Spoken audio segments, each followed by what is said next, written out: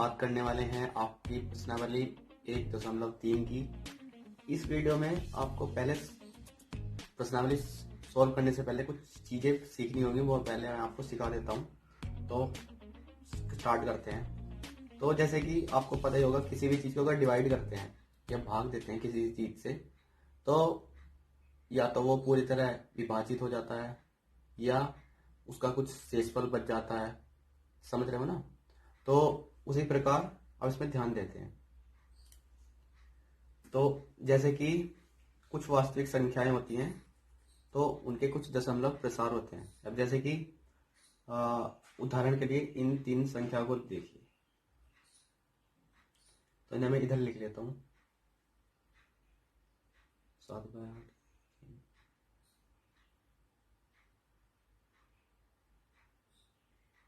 यहाँ पर करके दिखा रखा है, देखो यहाँ पे ये विभाजन करके दिखा रखा है।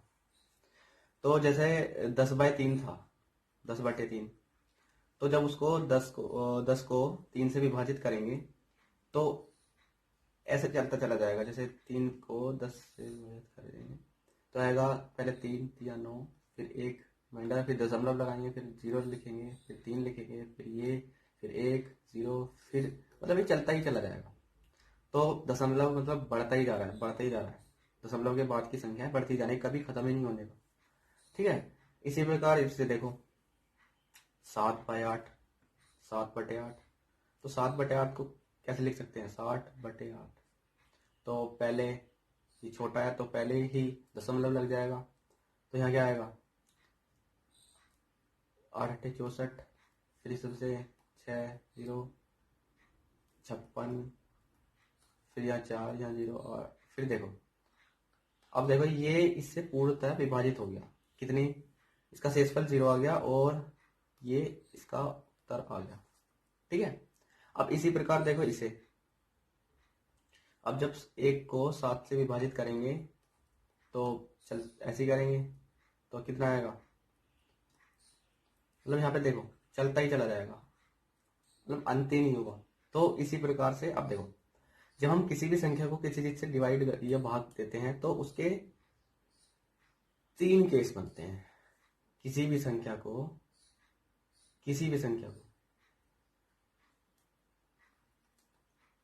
अगर किसी संख्या से विभाजित करते हैं तो उसके 3 केस बनते हैं। पहला, या तो शेषफल 0 हो जाए, ठीक है, और या शेषफल 0 ना हो और वो चलता ही चला जाए, मतलब डिवाइड होता ही चला जाए। ठीक है। तो अब देखो, आपकी एनसीईआरटी की पुस्तक अगर आपने खोल रखी है तो उसमें आपको दिख जाएगा। यहाँ पे देखो ये स्थिति पहली दे रखी है, शेष 0 हो जाता हो या शेष कभी भी 0 ना होता हो। ठीक है। तो अगर शेष 0 हो जाएगा तो उसे हम कहते हैं शांत दशमलव। अगर शेष कभी भी 0 नहीं होगा तो उसे हम कहते हैं अनवसानी आवर्ती कहते हैं, जो कि 1/3 या 1/7 के उदाहरण में हो रहा था। और इतनी बात समझ में आई। अब इसके बाद हम प्रश्नावली पर आ जाते हैं। अब देखो, इसमें हमसे कह रहे हैं कि प्रत्येक के दशमलव प्रसार करने हैं और बताना है कि कौन से प्रकार के हैं। अब जैसे कि 36/100 है, जैसे 36/100 है, दूसरा वो ले लेता हूँ। 36/100 है। जब 100 से आप 36 को विभाजित करेंगे तो क्या आएगा? पहले 0 लिखेंगे तो 1 0 यहाँ लग जाएगी, तो 100 दिया 300, फिर यहाँ 60 उतरेगा, फिर यही 0 यहाँ उतर जाएगी, तो यह आ जाएगा। तो इसमें हमारा शेषफल कितना आ गया? 0। तो इसमें हमारा शेषफल 0 आ गया, शेषफल 0 आया और विभाजित करने के बाद जो उत्तर आया हमारा 0.36, 0.36 आया। अब ये पूर्णतः विभाजित हो गया, तो इसे अब क्या कहेंगे हम? शांत दशमलव। समझे? इसी प्रकार आप 11 से 1 को विभाजित करेंगे तो जब हम इसे विभाजित करेंगे तो क्या आएगा, पहले दशमलव लगाना पड़ेगा, अभी भी दशमलव लगाना पड़ेगा क्योंकि 10 भी तो 11 से छोटा है ना। अब थोड़ा इधर कर लेता हूँ इसमें, यहाँ 99 आ जाएगा, फिर 1 आ गया, फिर ऐसे ही चलेगा।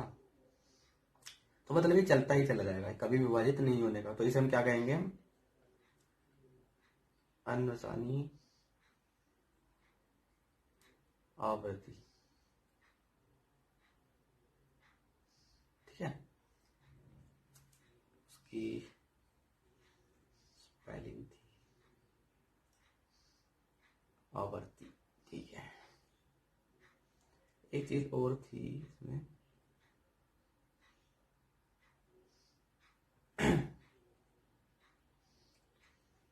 तो ये हो गया हमारा अनवसानी आवर्ती, दूसरे वाला। अब तीसरे वाले की बात करते हैं। पहले से साधारण रूप में लिख लेते हैं, 33/8 कैसे किया, 8 चौक 32 प्लस ये, ऐसे तो लिखते हैं, इसकी इसमें गुणा करते हैं, इसको इसमें जोड़ देते हैं, इसकी इसमें गुणा करते हैं, इसको इसमें जोड़ देते हैं, और फिर जो ऊपर आएगा उसे ऐसे लिख देते हैं, नीचे वाला तो नीचे वाला रहता ही है। तो अब देखो कैसे किया, 8 चौक 32 प्लस 1/8 ऐसे किया। अब इसके बाद क्या करते हैं, हम इसे विभाजित करेंगे 8 से 33 को, तो क्या आएगा, 8 चौक 32, 1 फिर दशमलव, फिर 1 0, 8 एकम 8, फिर 2, फिर 1 0, 8 दूनी 16, फिर 4, फिर 8 पंजे 40, और ये इसका शून्य, शेष फल शून्य आ गया। तो ये पूर्णतः विभाजित हो गया। तो इसे हम क्या कहेंगे अब, शांत दशमलव। ठीक है, अब इसी प्रकार इसको करके देखना, इसको करके देखना, इसको करके देखना। यदि पूर्णतः विभाजित होता है हो जाए तो उसे कहेंगे शांत दशमलव, यदि पूर्णतः विभाजित ना हो, चलता ही चला जाए, उसे हम कहेंगे अनवसानी आवृत्ति। ठीक है, तो पहला प्रश्न आपका ये हो गया। अगर आपको कुछ भी दिक्कत हो इसमें भी तो आप कमेंट बॉक्स में कमेंट कर देना, मैं इसे दोबारा बता दूंगा। ठीक है, तो इसे अब मिटाते हैं यहाँ से। अब इसकी बात करते हैं, जो अगला प्रश्न है हमारा उसकी बात करते हैं। तो हमारा अगला प्रश्न है कि हमें बता रखा है कि 1/7 को जब हम विभाजित करेंगे तो हमें ये उत्तर मिलेगा। ये जो डंडा लग रहा है ना इसके ऊपर, ये डंडा लग रहा है ये वाला, इस डंडे का क्या मतलब है, ये जो डंडा सा लग रहा है ना इसके ऊपर, इस डंडे का क्या मतलब है, इस डंडे का मतलब है कि बार बार यही आ रहा है। पहले ये लिखा 2 8 5 7, दोबारा से इसके बाद यही आएगा 1 4 2 8 5 7, फिर दोबारा से इसके बाद यही आएगा 1 4 5 2 8 5 7। तो मतलब इसकी बार बार आवृत्ति हो रही है इसकी। तो हम क्या करते हैं, इसको सिंप्लीफाई करके क्या लिख देते हैं, एक बार लिखते हैं और फिर उसके ऊपर दंड लगा देते हैं। समझ गए। अब इसमें क्या कह रहे हैं कि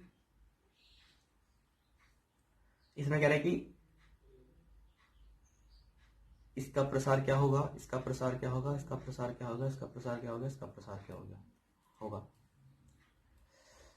तो इसमें भी पहले वाले के हिसाब से करना है। जो पहला प्रश्न है हमारा, पहले प्रश्न में हमें क्या बताना है कि यदि कोई चीज विभाजित हो जाती है वो शांत दशमलव, यदि कोई अविभाजित हो जाती मतलब चलती चली जाती है उसे हम कहते हैं अनवसानी आवृत्ति।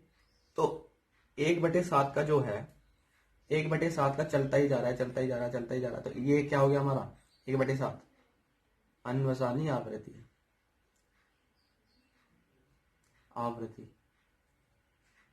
तो इसी प्रकार हम 2/7 का, 3/7 का, 4/7 का, 5/7 का देखेंगे कि क्या आएगा।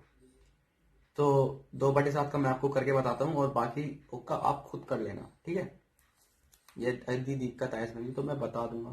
देखो 1/7 का ये है, 1/7 का क्या लिखा हुआ है, 0.142857 के ऊपर बार। तो 2/7 का क्या हो जाएगा, इसमें 2 की मल्टीप्लाई करा दो, 2 की गुणा करा दो तो आपको दो का मिल जाएगा। तो 2 का क्या आएगा, 0.2 जीरो या 0, 2 एकम 2, 2 चौक 8, मतलब 2 एकम 2, 2 चौक 8, 2 दूनी 4, 2 अट्ठे 16, 16 का 1 हासिल यहाँ, जो यहाँ 5 आ गया। या करके ही बताता हूँ, क्योंकि अगर आप ऐसे बताऊंगा तो आपके लिए खिचड़ी सी पक जाएगी थोड़ी। 1/7 का तो मैं दिया हुआ है, तो हमें किसका निकालना है, 2/7 का। 2/7 को विभाजित के रूप में आपको मैं बताता हूँ। तो 2/7 को हम कैसे लिखेंगे, 7। पहले क्या करेंगे, 0 दशमलव लगा देंगे, यहाँ 20 आ गया, तो 7 दूनी 14, फिर यहाँ 6 आया, 6 आया ना, 10 में से 6 4 गए तो 6 बचे। अब यहाँ पे फिर शून्य लग जाएगा, फिर यहाँ पर 7 अट्ठे 56, फिर 10 में से 4 गए 6, 10 में से 6 गए 4, फिर यहाँ शून्य, फिर 7 पंजे 35, फिर यहाँ 5 आया, फिर शून्य, 7 सत्ते 49, फिर यहाँ 1 आया। और इधर की चीज पहले मिटा लेता हूँ मैं, ये वाली। अब देखो, अब शून्य, 7 एकम 7, 3, फिर यहाँ 30 हुआ, 7 चौक 28, फिर यहाँ 2 आया, और फिर इसको विभाजित करेंगे, 7 दूनी 14, फिर यहाँ 6 आया,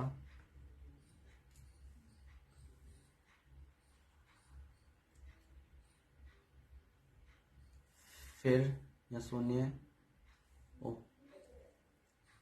यहाँ शून्य, अब यहाँ 7 अट्ठे 56 आया, 4। अब देखो यहाँ पे, देखो पूरे ध्यान से देखना, पूरे ध्यान से। अब देखो यहाँ पर 2 8 5 7 1 4, फिर इसके बाद यही चलने लगा, 2 8 5 7 1 4 2 8, फिर दोबारा ये चलेगा, फिर दोबारा ये चलेगा। तो हम क्या करेंगे, अब हम 2/7 को क्या लिख देंगे, 0.285714 के ऊपर एक डंडा लगा देंगे। तो ये हमारी क्या हो गई, अन्वसानी आवृत्ति। समझ में आया ना। तो इसी प्रकार अब हम करेंगे अपना तीसरा प्रश्न। तीसरा प्रश्न हमें क्या दिया हुआ है, इसी प्रकार आप क्या करो कि 2/7 तो मैंने कर ही दिया, अब 3/7 का खुद करना, 4/7 का खुद करना, 5/7 का, 6/7 का। एग्जाम में इस तरह के क्वेश्चन मतलब इतने ज्यादा नहीं आते हैं, ये तो बहुत बच्चों वाले सवाल हैं। जो सवाल आते हैं वो इसके बाद है। ये वाले सवाल आपके एग्जाम पॉइंट ऑफ व्यू से बहुत ज्यादा इंपॉर्टेंट है, क्योंकि ये एग्जाम में बहुत ज्यादा आ जाते हैं।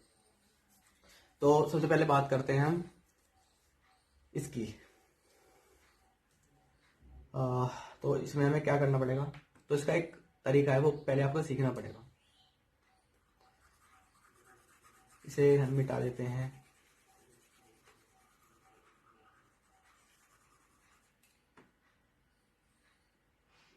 इसे भी। तो पूरे ध्यान से सुनो, प्रश्न क्या कह रहा है हमारा। हमारा प्रश्न ये कह रहा है कि 0.6 को हमें P/Q के रूप में दर्शाना है।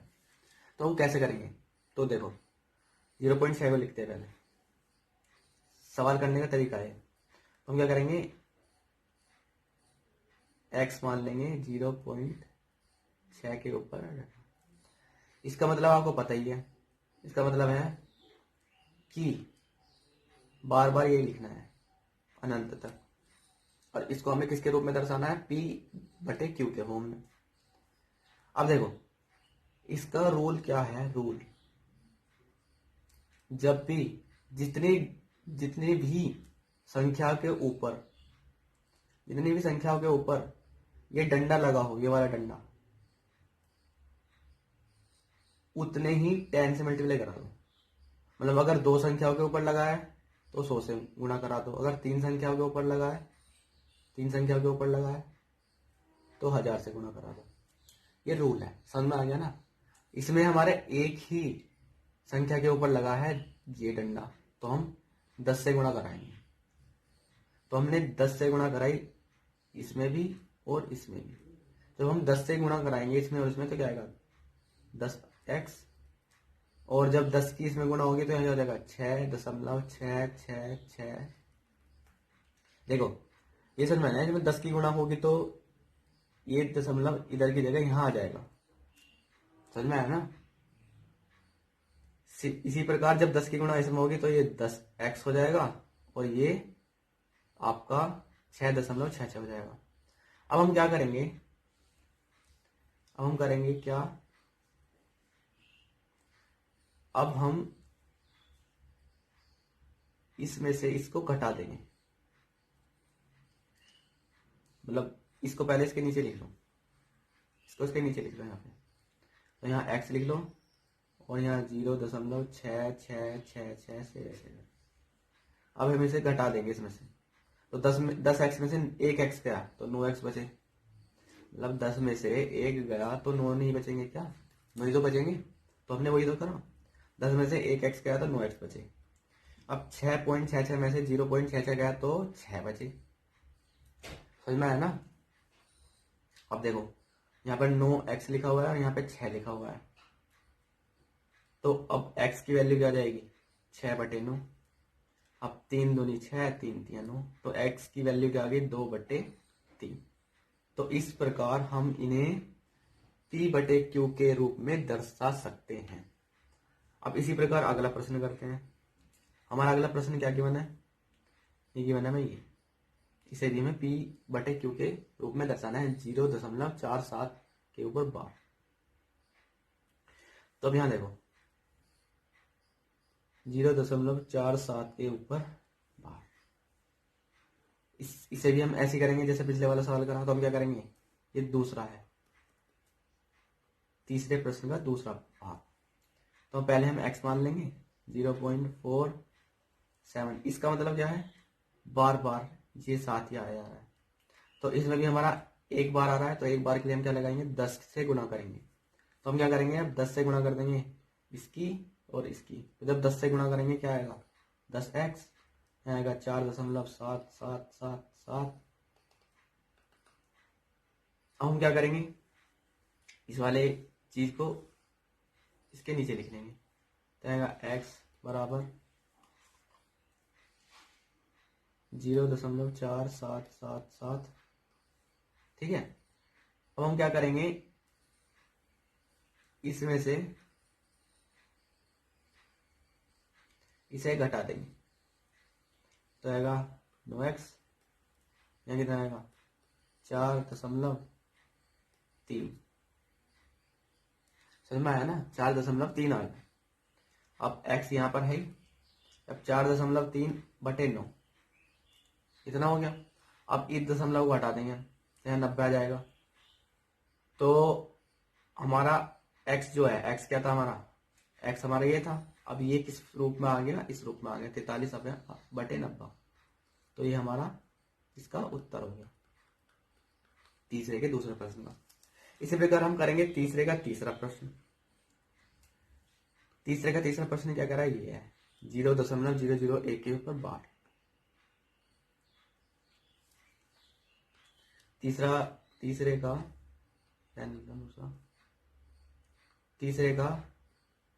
भाग 0.001 के ऊपर बार।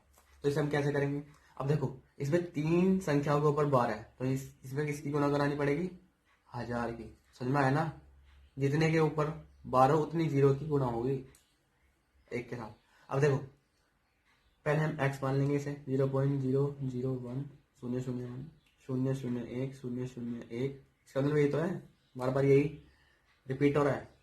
अब हम क्या करेंगे, इसमें 1000 से गुणा करा देंगे, 1000x हो गया, या कितना आ गया 1.001001001। अब हम क्या करेंगे, इसको पहले उठा के इसके नीचे लिख लेंगे, तो क्या आएगा हमारा x बराबर 0.001001001। अब हम क्या करेंगे, इसमें से घटा देंगे, तो 1000 में से 1 गया तो 999 बचे, 999x। उसी प्रकार अब जब इसमें से इसे घटाएंगे तो यहाँ क्या बचेगा, 1 बचेगा। एक बचेगा ना, सब्ट्रैक्ट करना तो आती होगा ना। जैसे दशमलव के जैसे 1.002 को हम 0.002 से सब्ट्रैक्ट करेंगे तो ये जीरो हो जाएगा, ये जीरो हो जाएगा, जीरो हो जाएगा, यहाँ एक आ जाएगा ना, ये तो पता ही होगा, ये तो बेसिक चीज़ है। ठीक है, तो यहाँ एक आ गया। अब x इसके साथ गुना में था तो यहाँ पर आकर 1/999 हो गया। तो हमारे इस चीज़ का ये उत्तर आ गया, तीसरे भाग का। अब हम इसके बाद करते हैं अपना अगला प्रश्न। हमारा अगला प्रश्न क्या है? हमारा अगला प्रश्न है ये वाला प्रश्न। हमें इसको P/Q के रूप में दर्शाना है। वो हम कैसे करेंगे वो अब करते हैं। तो प्रश्न क्या हमारा से ऐसी सवाल है जैसे ये था 0.000 ये था।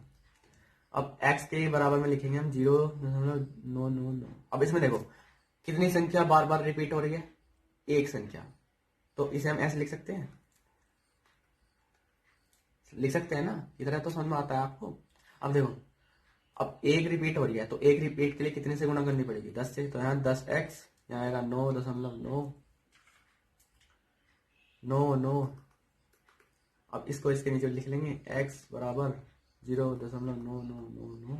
अब इसमें से घटा देंगे, यहाँ 9x आ गया, यहाँ 9 आ गया, x की वैल्यू आ गई 9/9। अब 9/9 को आप क्या लिख सकते हैं? 9/9 को? तो आप 9/9 को लिख सकते हैं 1। तो इसका उत्तर 1 आ गया। 1 कैसे आ गया? अब देखो, जब कोई 0.1/1 0.09999 इतना पास जा रहा है। अब देखो संख्या रेखा से समझो, ये 1 है और 0.999 कहाँ होगा? यही तो होगा, 0.99999 किसके पास है? ये 1 के पास है। तो इसका उत्तर 1 तो आना आम ही बात है कि 1 तो आ ही सकता है, क्योंकि ये 1 के बहुत पास है, 0.99999। ठीक है, इसके बाद हम अगले प्रश्न पर आते हैं, अपने प्रश्न नंबर 4। मतलब प्रश्न नंबर 4 तो हमारा हो गया, ये वाला प्रश्न नंबर 4 ही था। प्रश्न नंबर 5 पे आएंगे। इसमें कह रहे हैं कि 1/17 को दशमलव प्रसार के अंकों में पुनरावृत्ति खंडों में अधिकतम संख्या क्या हो सकती है? तो हमें 17 से 1 को विभाजित करना है। 5वें प्रश्न में क्या करना है? 17 से 1 को विभाजित करना है। कैसे करेंगे? तो 0.1 फिर 0 आई 1, तो 17 पंजे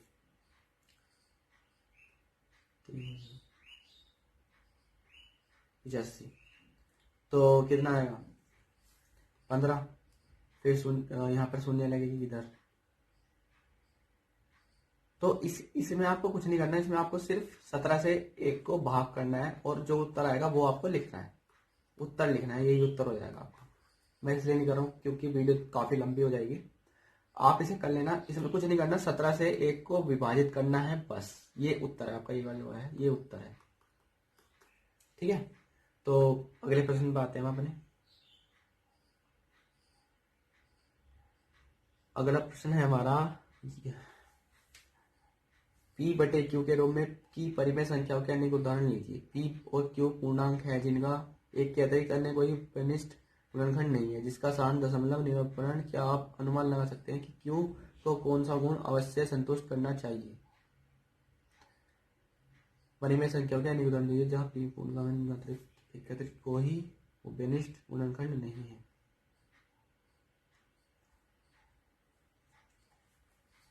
तो एक बात समझो, जैसे कि हम 20 को भाग देना चाहते हैं किसी भी संख्या से। उन्होंने कहा कि एक तो होना नहीं चाहिए, नीचे वाले की एक उन्होंने कंडीशन बता दी कि एक तो होना नहीं चाहिए। तो नीचे वाले की हमें ऐसी कंडीशन बतानी है कि ऊपर वाला विभाजित ना हो, उसके गुणनखंड ना हो। इसकी क्या कंडीशन है? तो इसकी ये कंडीशन है कि जो नीचे वाला है, नीचे वाला कुछ भी हो, बस 2 और 5 ना हो। अगर वो 2 और 5 नहीं है तो ऊपर वाला नहीं कट सकता, ऊपर वाले के गुणनखंड नहीं हो सकते। जरूरी नहीं कि 20 ऊपर ऊपर 11 भी हो, नीचे 2 और 5 नहीं हो तो नहीं कट सकते। अब जैसे कि मैं समझाता हूँ तुम्हें उदाहरण के साथ। यदि मैं यहाँ पे 10 ले लेता हूँ तो आप कहोगे तो 2 और 5 में से कुछ भी नहीं है।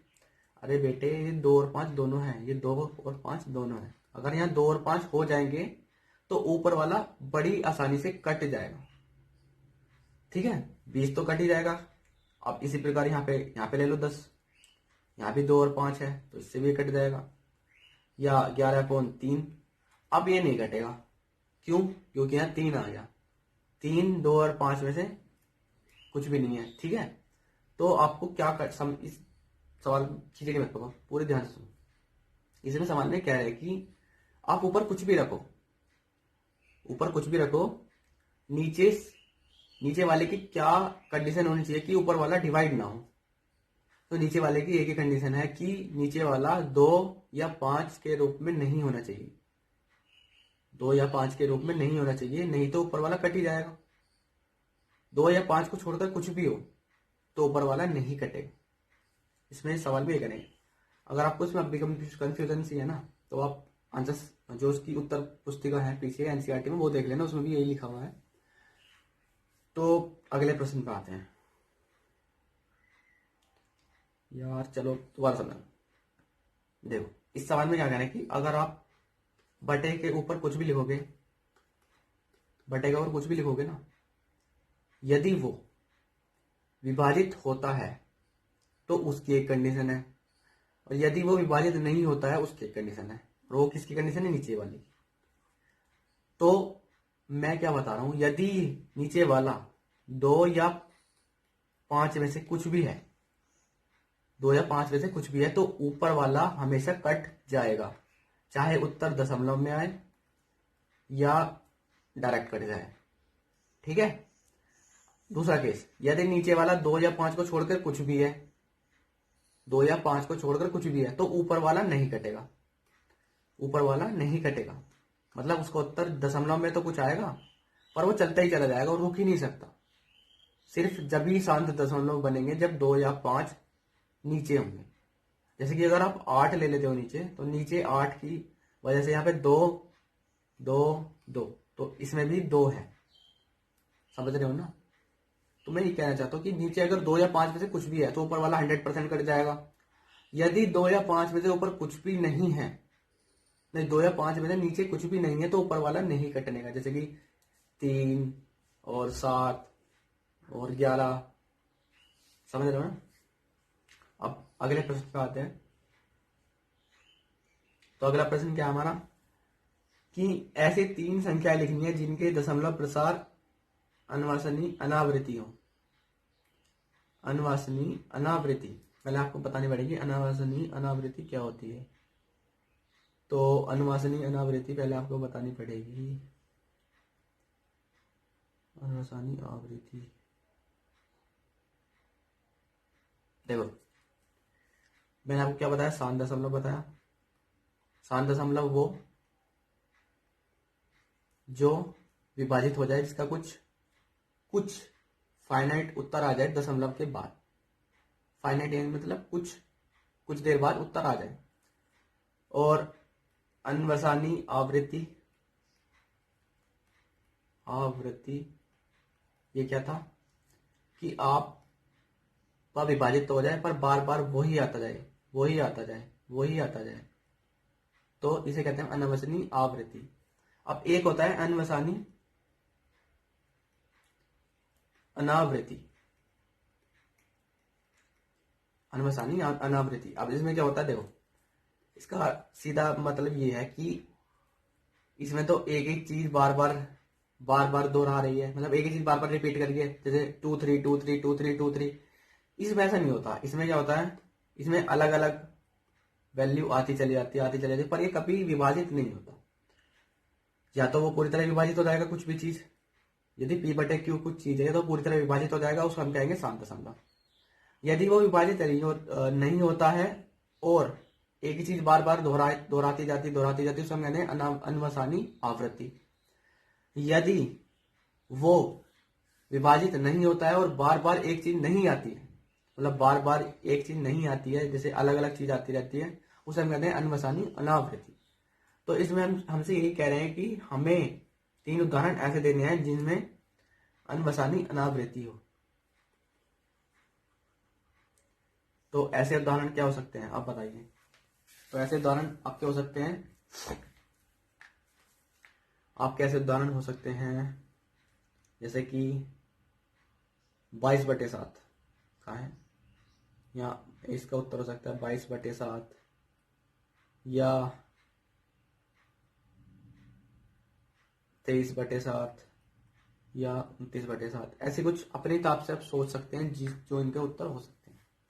ठीक है, अब इसी प्रकार बताना है कि हमें 5/7 और 9/11, 5/7 और 9/11 के बीच में 3 अलग अलग अपरिमेय संख्या लिखनी है। तो हम कैसे लिखेंगे? तो हम ऐसे लिखेंगे, हम 7 से 5 को विभाजित कर लेंगे, 5 को विभाजित कर लेंगे, कुछ उत्तर आएगा। उसी प्रकार हम 11 से 9 को विभाजित कर लेंगे, कुछ उत्तर आएगा।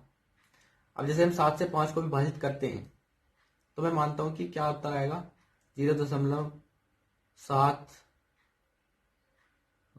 ऐसी कुछ आएगा। इससे हम इसे करते हैं तो 0.8 कुछ आएगा।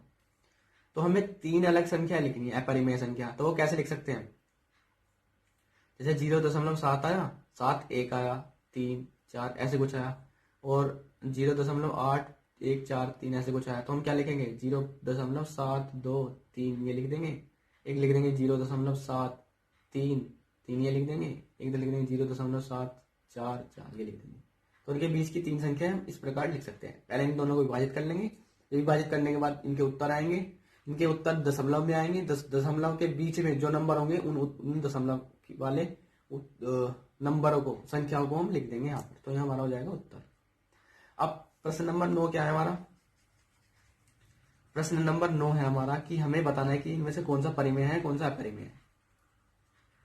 तो पहले परिमेय और अपरिमेय संख्या की परिभाषा आपको ज्ञात होनी चाहिए। परिमेय संख्या की परिभाषा क्या होती है? परिमेय संख्या की परिभाषा ये होती है कि कोई भी संख्या परिमेय जब होती है जब उसे P/Q के रूप में आप दर्शा सके, या वो कोई नंबर हो, प्राकृत नंबर हो, या पूर्ण नंबर हो, पूर्ण संख्या हो, या पूर्णांक हो। ठीक है, अब देखो, या उसका कोई परफेक्ट वर्गमूल हो, उसका वर्गमूल पूरा आना चाहिए। जैसे कि अब जैसे कि ये है वर्गमूल 225, तो वर्गमूल 225 किसका वर्गमूल होता है? तो 225 किसका वर्ग होता है? तो 225 15 का वर्ग होता है। जब हम इसे इसका मान निकालेंगे तो इसका मान 15 आ जाएगा। तो 15 एक आपकी परिमेय संख्या है। उसी प्रकार वर्गमूल 23 को जब हम इसका वर्गमूल निकालेंगे तो इसका वर्गमूल दशमलव में कुछ आता ही चला जाएगा, कुछ फिनिट नहीं आएगा। फिनिट यानी मतलब कुछ सीमित नहीं आएगा, मतलब चलता ही चला जाएगा। तो इसे हम कहेंगे अपरिमेय संख्या। ये पहली हमारी अपरिमेय संख्या है। अब देखो, इसमें 0.379 है, ये एक क्या है?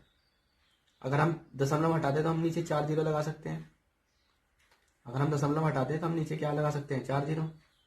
इसमें अगर हम दशमलव हटाएंगे तो हम नीचे 4 जीरो लगा सकते हैं।